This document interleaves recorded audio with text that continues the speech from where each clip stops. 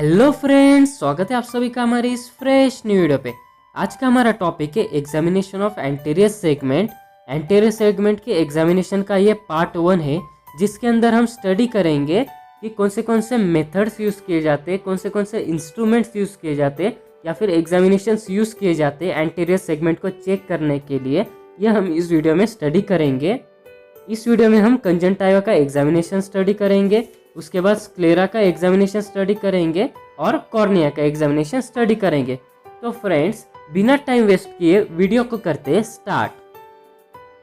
First point is the general inspection of the eye perform with the diffuse light of torch और ophthalmoscope to acquire a gross picture of the eye and to identify possible areas of abnormalities.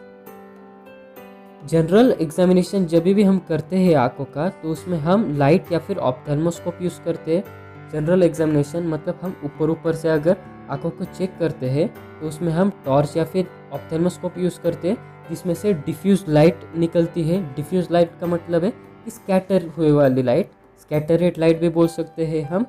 तो ये जो scatter red light है, ये जब हमारे आंखों पे गिरती है तो उससे क्या होता है, हमें पूरा ग्रॉस पिक्चर मिल जाता है, पूरा कंप्लीट व्यू मिल जाता है आंखों का, जिससे कि हम आइडेंटिफाई कर सकते हैं कि कौन से पॉसिबल एरियाज है जहाँ पे एबनॉर्मेलिटी है।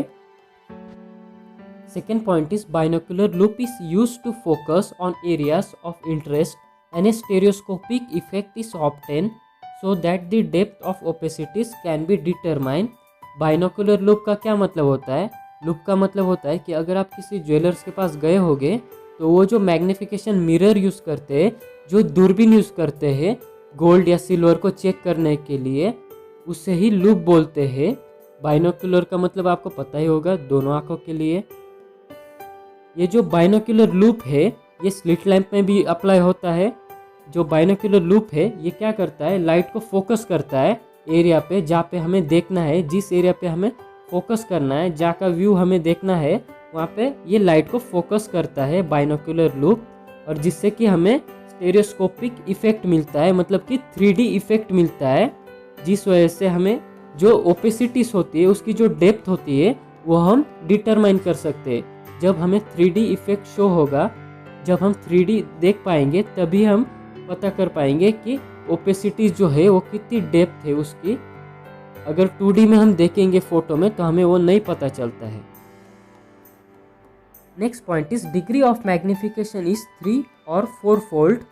जो हमारा मैग्निफिकेशन होगा वो 3 to 4 टाइम्स ज़्यादा होगा एज कम्पेयर टू नॉर्मल, मतलब हमें इमेज 3 to 4 टाइम्स बड़ी दिखेगी, क्लियर दिखेगी। Next point is slit lamp is a more sophisticated instrument.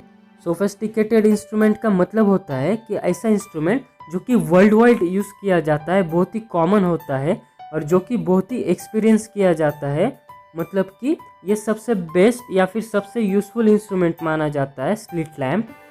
The next point is it employs the same principle of focal illumination in which a brilliant light is brought to focus as a slit और point by an optical system supported on a movable arms and observations are made through a binocular loupe. Focal illumination का जो principal है वही same principle apply होता है slit lamp में। इसके अंदर क्या होता है कि जो लाइट होती है उसे पॉइंट फोकस में या फिर स्लिट में कन्वर्ट किया जाता है थ्रू ए ऑप्टिकल सिस्टम की मदद से। और ये जो स्लिट लैम्प होता है ये मूवेबल होता है, और इसके अंदर जो ऑब्जर्वेशन किया जाता है वो बाइनोकुलर माइक्रोस्कोप के थ्रू किया जाता है। अब हम स्टडी करते हैं पार्ट्स ऑफ एंटीरियर सेगमेंट। उसमें फर्स्ट आता है examination of conjunctiva.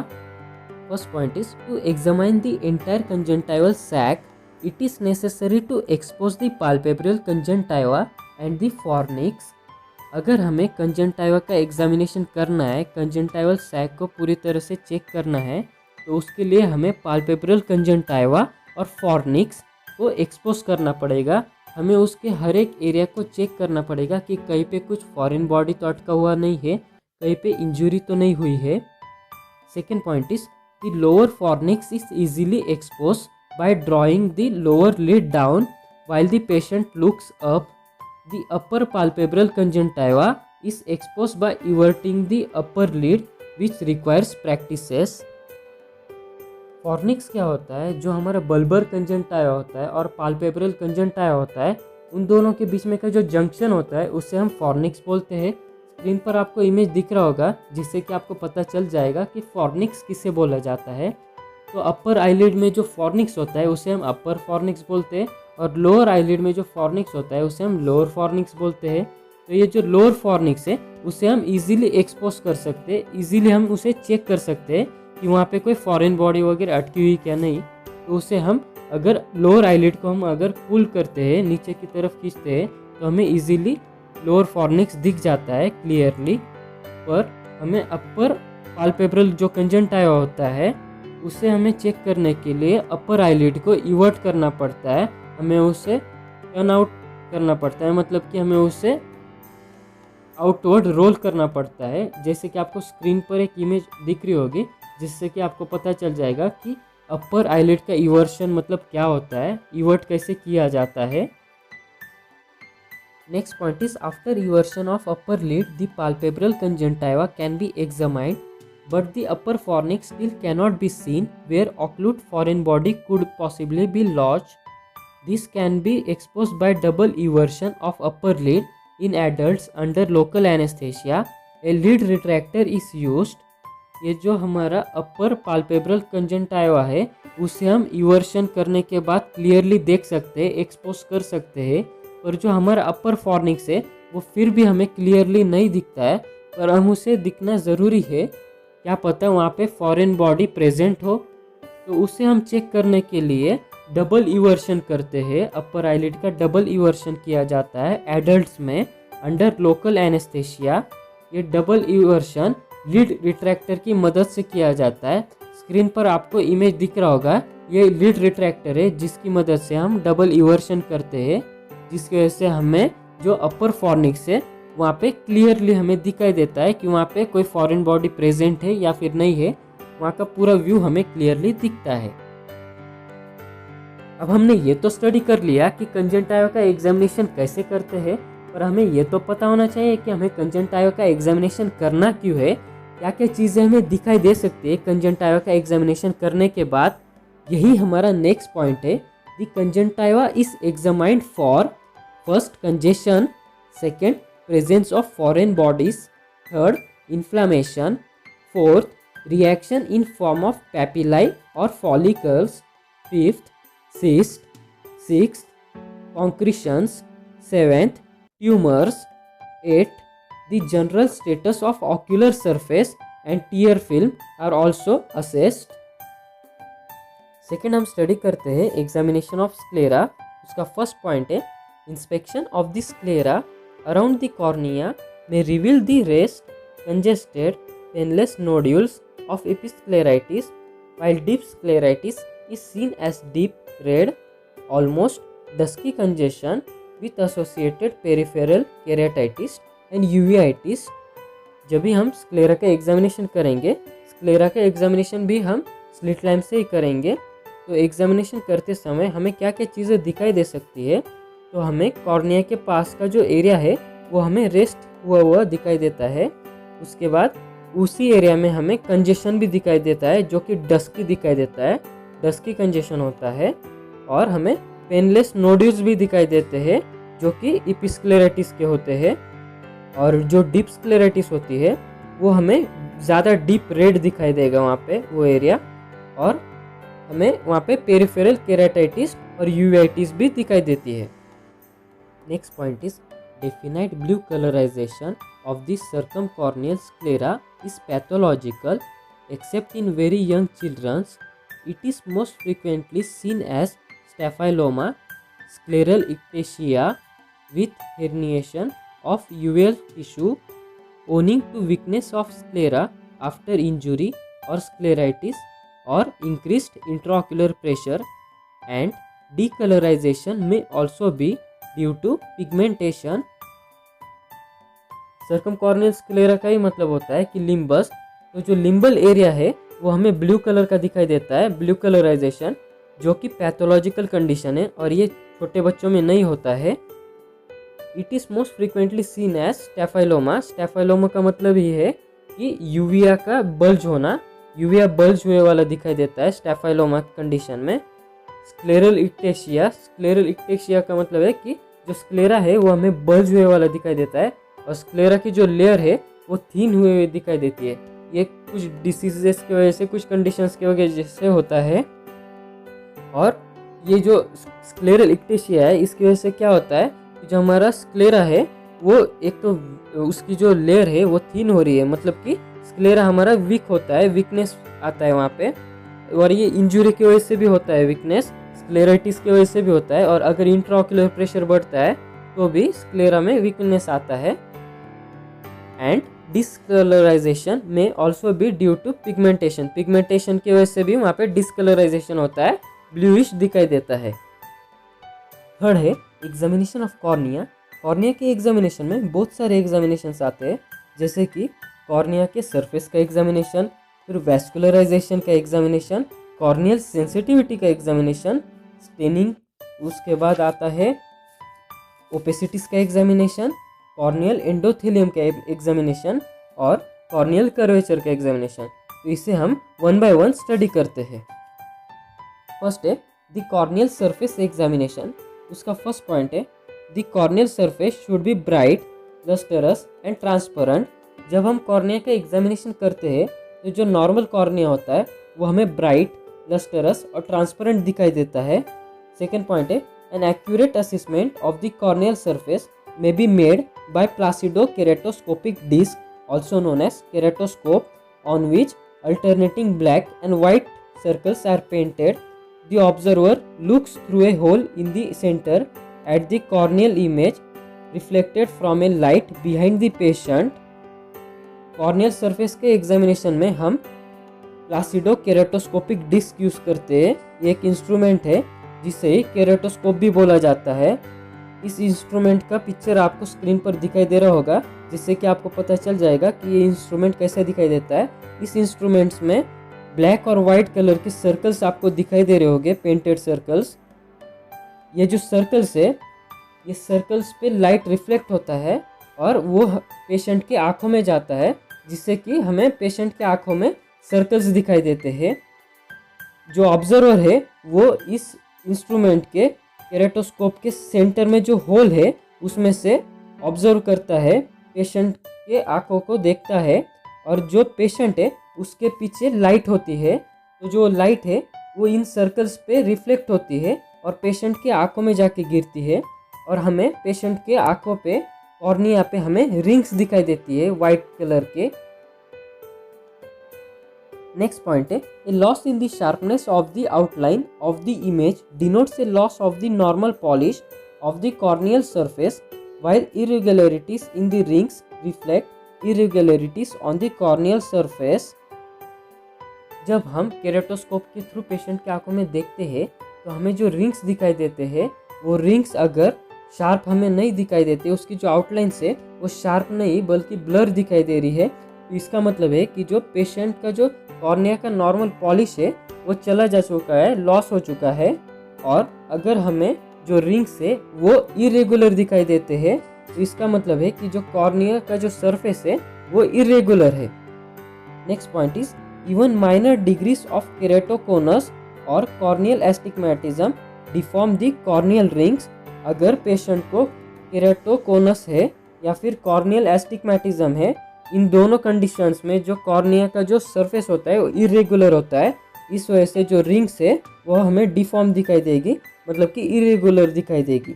Next point is the image may be computerized in corneal topography mapping system to provide an objective record of optical and anatomical condition of anterior corneal surface.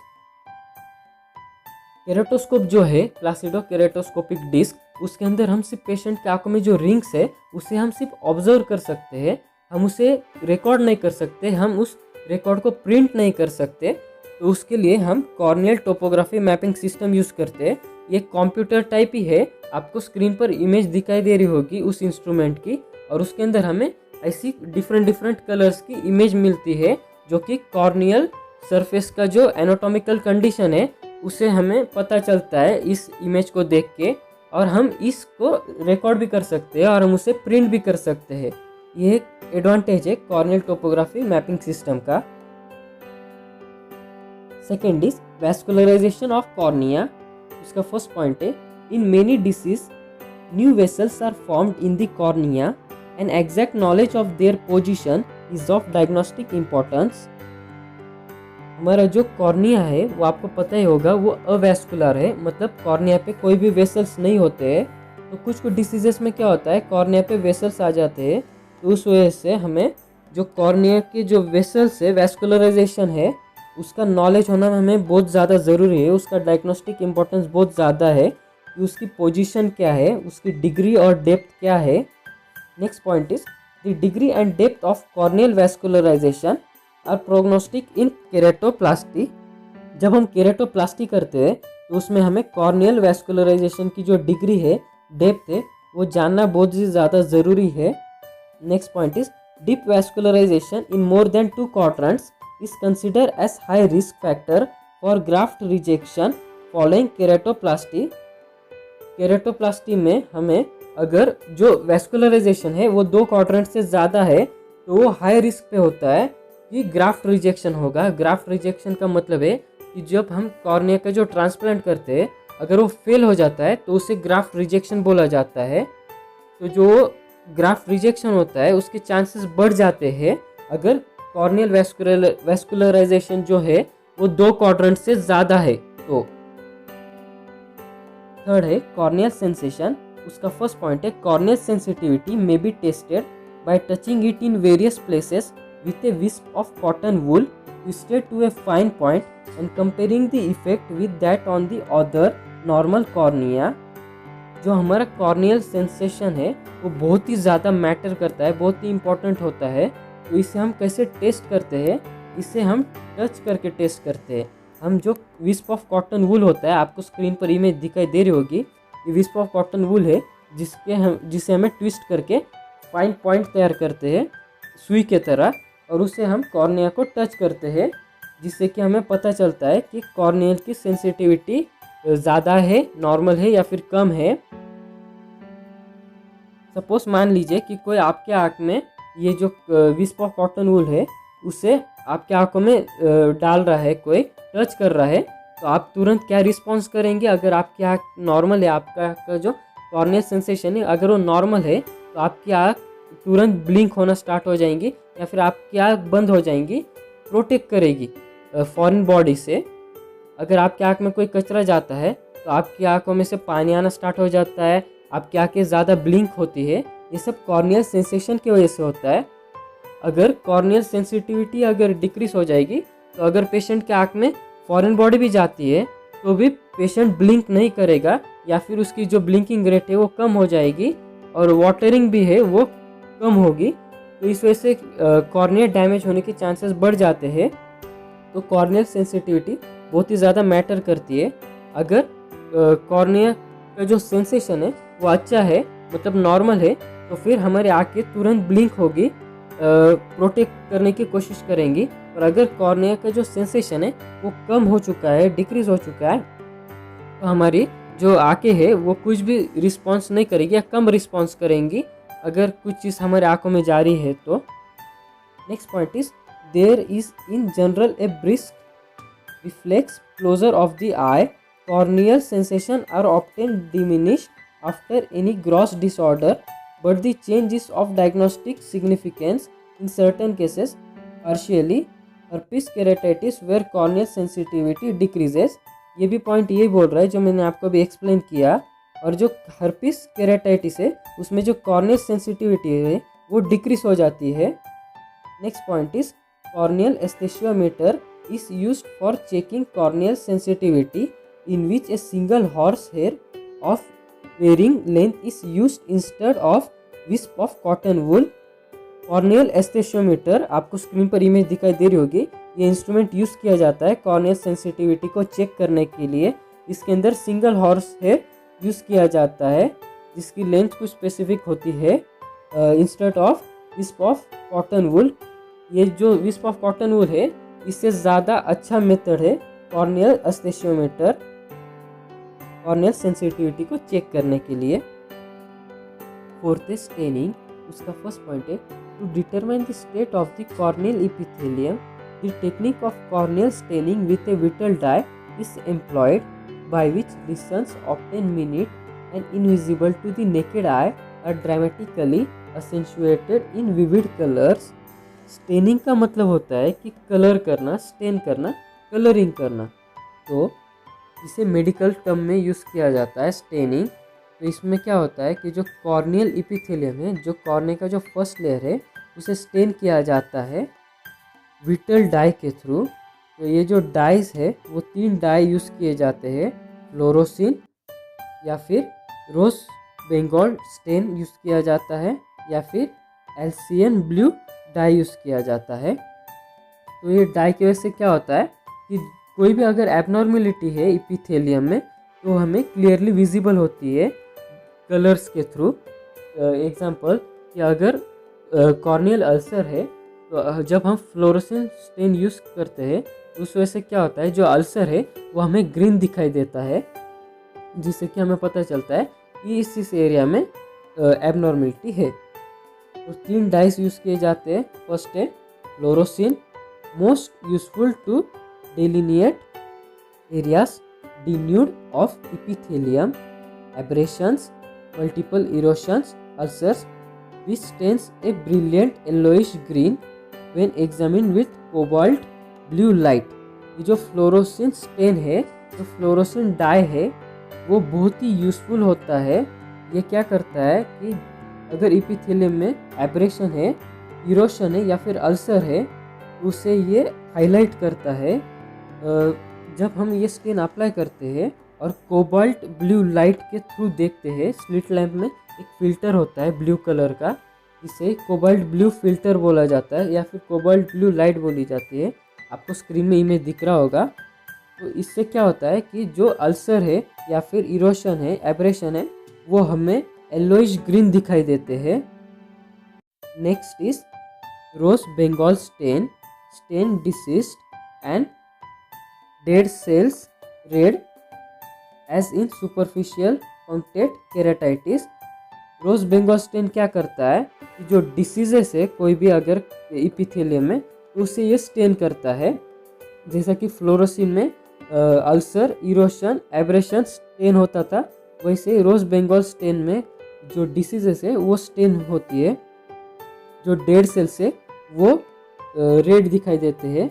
Superficial punctate keratitis में ये होता है। Third is alcian blue dye stains the mucus selectively and delineates excess mucus produced when there is a deficiency in tear formation। Alcian blue will stain acidic mucins blue। Alcian blue die जो है वो mucus को blue highlight करती है। ये जो mucus है वो अगर एक्सेस हो रहा है तो ये उसे हाईलाइट करती है। और ये क्यों होता है? ये ईयर फॉर्मेशन के डिफिशियंसी के वजह से होता है। फिफ्थ है ओपेसिटीज ऑफ द कॉर्निया। उसका फर्स्ट पॉइंट है opacities of cornea may be so faint that they require minute investigation as do the detail and depth of gross opacities. This can be best be studied with the slit lamp. Importance to detect epithelial and subepithelial lesions of superficial punctate keratitis and keratid precipitate। जो हमारी corneal opacity होती है वो बहुत ही फेंट होती है। तो इस वजह से क्या होता है, कॉर्नियल ओपेसिटी फेंट होने की वजह से हमें थोड़ा ज़्यादा टाइम लगता है इन्वेस्टिगेशन के लिए, हमें देखने के लिए कि उसकी डेप्थ कितनी है और डिटेल्स उसके। तो ये हम बेस स्टडी करते हैं स्लिट लैम्प के थ्रू। स्लिट लैम्प यूज़ किया जाता है कॉर्नियल ओपेसिटी को चेक करने के लिए। और उसका इम्पोर्टेंस क्या है कि हमें पता चलता है स्लिट लैम्प के थ्रू कि कॉर्नियल ओपेसिटी की डेप्थ कितनी है, कि वो सिर्फ इपिथेलियम में है या फिर सब इपिथेलियम में भी उसकी इंजुरी है, लीसन है। Sixth is the corneal endothelium examination. उसका फर्स्ट पॉइंट है the corneal endothelium can be examined by specular examination technique on the slit lamp. Objective examination with the specular microscope makes it possible to observe a relatively large number of endothelial cells, photograph them and study their morphology. जो endothelium है, हमारे cornea का last layer है, उसका examination हम कैसे करते हैं? स्पेक्युलर एग्जामिनेशन टेक्निक के थ्रू, जो कि हम स्लिट लैम्प पे ही करते हैं। आपको स्क्रीन पर इमेज दिख रही होगी, हमें ऐसा व्यू दिखाई देता है जब हम स्पेक्युलर एग्जामिनेशन करते हैं।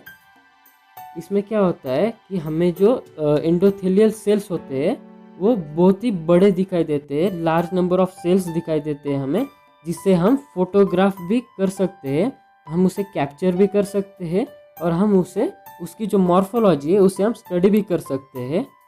The next point is the average endothelial cell count is 2800 cells per mm²। जो हमारा average normal endothelial cell count है, मतलब कि हमें नॉर्मल कितने एंडोथेलियल सेल्स देखने चाहिए, मिलने चाहिए, हमें 2800 सेल्स पर mm² मिलने चाहिए। यह normal average endothelial cell count है। Next point is with age there is a significant decrease in cell density and variation in cell size of endothelial cells. जैसे हमारी एज डिक्रीज होगी तो हमारे जो सेल काउंट है वो भी डिक्रीज होंगे, मतलब जहाँ पे 2800 है वो धीरे धीरे डिक्रीज होते जाएंगे, उसकी डेंसिटी डिक्रीज होती जाएगी और जो सेल का जो साइज है वो भी, उसमें भी वेरिएशन आएगा। प्लियोमॉर्फिज्म का मतलब होता है कि जो सेल का जो शेप है उसमें वेरिएशन आना, और पॉलीमेगैथिज्म का मतलब होता है कि सेल की जो साइज है उसमें वेरिएशन आना। प्लियोमॉर्फिज्म मतलब सेल के शेप में वेरिएशन आना और पॉलीमेगैथिज्म का मतलब है कि सेल के साइज में वेरिएशन आना। नेक्स्ट पॉइंट है another instrument that allows direct visualization of corneal cells is confocal microscope. Confocal microscope use किया जाता है कॉर्नियल सेल्स के काउंट के लिए है, उसके विजुअलाइजेशन के लिए। Based on complex optical principle this acquires multiple images of the cornea from epithelium to endothelium. हमें इपिथेलियम से लेके एंडोथेलियम तक का जो पूरा मल्टीपल इमेजेस है वो हम कैप्चर कर सकते हैं, वो हम विजुअलाइज कर सकते हैं कॉनफोकल माइक्रोस्कोप के थ्रू। The next is curvature of cornea. Cornea के कर्वेचर का एग्जामिनेशन, उसका पॉइंट है the curvature of anterior surface of cornea can be measured by keratometer and the corneal thickness by an optical pachymeter on a slit lamp और an ultrasonic pachymeter. जो हमारा cornea का जो curvature है वो हम कैसे मेजर करते हैं, उसका एग्जामिनेशन हम कैसे करते हैं, कॉर्निया का कर्वेचर कितना है, तो ये हम केराटोमीटर के यूज़ से करते हैं। आपको स्क्रीन पर उसका भी इमेज दिखाई दे रहा होगा कि केराटोमीटर कैसा दिखता है। एंड कॉर्नियल थिकनेस, कॉर्निया का जो थिकनेस है वो हम कैसे मेजर करते हैं, वो हम ऑप्टिकल पैचीमीटर के थ्रू मेजर करते हैं, जो कि स्लिट लैम्प में अटैच होता है, या फिर हम अल्ट्रासोनिक पैचीमीटर भी यूज़ करते हैं। तो बस फ्रेंड्स, आज की वीडियो में इतना ही। ये एग्जामिनेशन ऑफ एंटीरियर सेगमेंट का पार्ट 1 था, जिसके अंदर हमने कंजंक्टिवा का एग्जामिनेशन, स्क्लेरा का और कॉर्निया का एग्जामिनेशन को हमने स्टडी किया। और नेक्स्ट वीडियो जो कि पार्ट 2 होगा एंटीरियर सेगमेंट के एग्जामिनेशन का, उसके अंदर हम रिमेनिंग जो पार्ट्स है एंटीरियर सेगमेंट के, उसके एग्जामिनेशन के बारे में हम स्टडी करेंगे। तो फ्रेंड्स, वीडियो लगी हो यूजफुल तो वीडियो को कर दो लाइक और मुझे सपोर्ट करने के लिए कर दो चैनल को सब्सक्राइब। मिलते हैं नेक्स्ट वीडियो में, तब तक के लिए गुड बाय, स्टे सेफ।